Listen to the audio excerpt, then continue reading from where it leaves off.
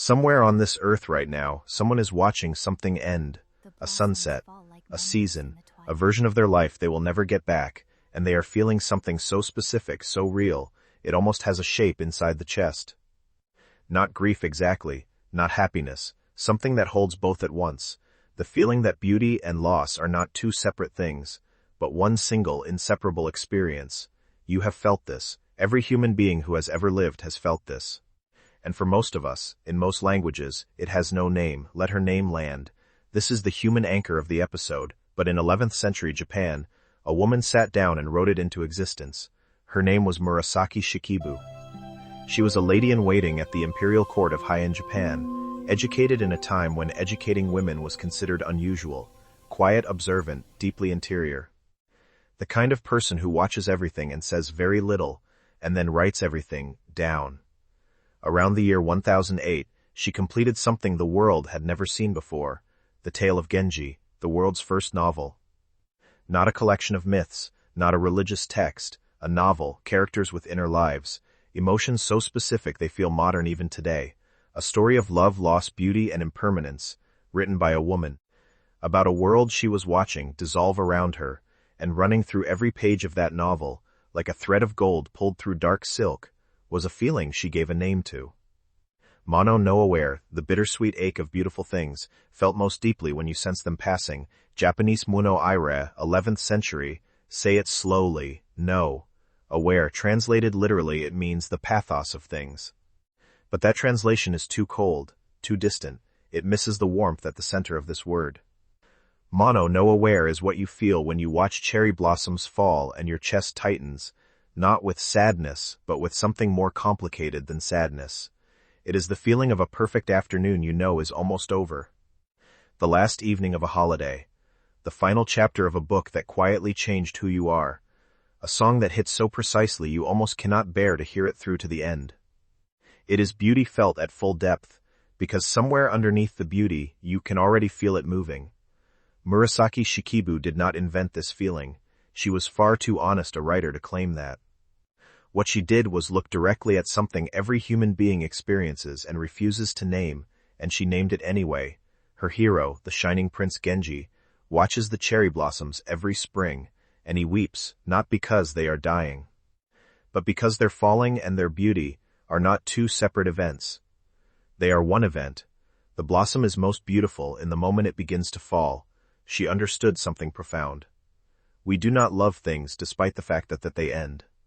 We love them because they end. Let every word breathe. This is where Language of Teas becomes unlike anything else on YouTube. Now I want to take you somewhere, not to Japan, not to any country on any map, not to any civilization that has a name you would recognize. I want to take you to a teaching that existed before any of these countries had names. There is a teaching on this earth so old that its own texts say it has no beginning. Not because the records were lost, but because this teaching itself says existence has always been. No creator set the universe in motion. No God wrote the first chapter. The cosmos is not a story that someone started. It is a river that has always been flowing, with no source, no end, no author. This teaching is carried by the Tirthankaras. A Tirthankara is not a prophet sent by a god, not a messenger from above. A Tirthankara is a human soul who, through their own effort across infinite lifetimes, arrives at the complete truth of existence, and then turns back to share it. The word means, one who builds a ford across the river, a crossing point. Someone who has reached the other shore and returns to show others the way. 24 Tirthankaras are recorded. The most recent, Mahavira, walked this earth around 600 years before the Common Era. But the tradition teaches that before him there were others, and before them others still, reaching back not centuries, not millennia but infinitely, because existence itself is infinite and beginningless, anadi, no beginning, no end. No creator, only the river, always flowing, and at the center of everything the Tirthankaras taught, across every age, every cycle of existence, every civilization that rose and fell and rose again, sits one unchanging truth, Anitya. Impermanence, nothing holds its form. Everything is always in the process of becoming something else. Every stone, every cloud, every human face, every feeling, every dynasty, every ocean, every star, constantly arising, constantly dissolving. The Tirthankara teaching does not present this as tragedy. It does not ask you to mourn impermanence.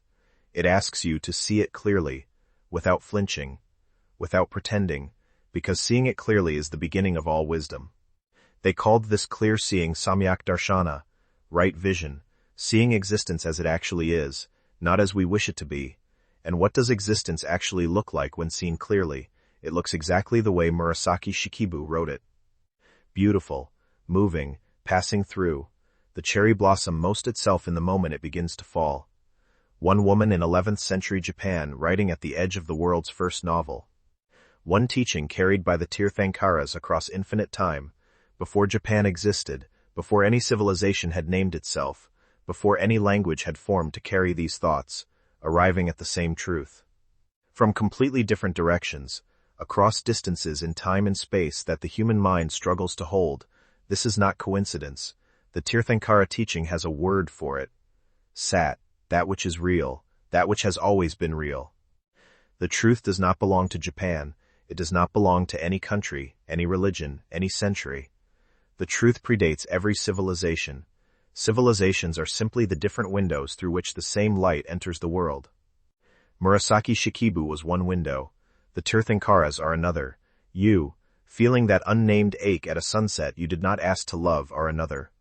And the conclusion the Tirthankara teaching draws, after observing this infinite, beginningless, creatorless, ever-moving existence, is the most quietly radical doctrine any teaching has ever placed before a human being, Ahimsa, non-violence, not only towards people, not only towards living creatures, but towards the moment itself, towards the truth itself, to stop fighting impermanence, to stop being violent against the fact that everything you love is moving and changing and passing through. When you feel no aware, that tightening in the chest when something beautiful is ending, you are not broken, you are not too sensitive, you are doing what Murasaki Shikibu did in her novel. What the Tirthankaras taught across infinite ages, what every honest human being who has ever looked directly at existence has eventually arrived at, you are seeing things as they actually are. And you are, without knowing it, practicing the oldest and most radical doctrine this earth has ever known. Ahimsa, non-violence, letting things be what they are. This is what language of Tias is built for. Every week, one ancient word. One person who lived it so deeply they gave it to the world. And always, its oldest root, in the teaching of the Tirthankaras, the teaching that has no beginning, that belongs to no single country, that was flowing through this existence long before any of us arrived, and will continue flowing long after every civilization we know has dissolved into the next one. Next week, a word from Portugal, a woman named Mariana Alcoforado, a 17th century nun, locked inside a convent, writing letters to a man who had already sailed away across the ocean and would never come back. She never published those letters. Someone else did. And the feeling inside those letters, a grief with no object, a longing with no destination, already had a word in Portuguese, Saudade, and the Tirthankara teaching knew this feeling too. It gave it a name older than Portugal. Older than the ocean those sailors crossed, older than any map that has ever been drawn of this world. Until then, no aware, feel the beautiful things while they last. Murasaki Shikibu felt them too. She just had the courage to write them down, and somewhere in the infinite, beginningless river of Tirthankara teaching, this moment, this feeling, this ache of yours, was always already known.